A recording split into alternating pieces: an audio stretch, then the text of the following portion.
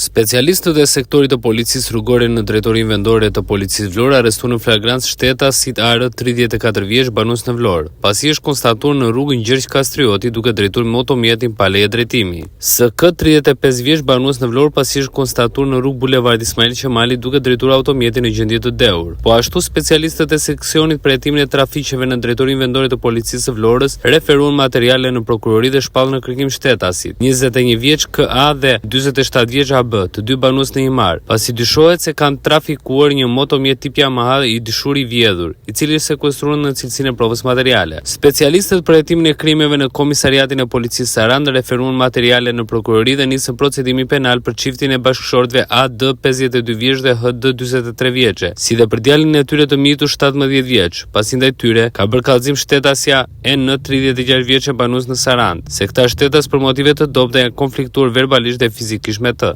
Materialet ju referuan prokurorisë për veprime të mëtejshme.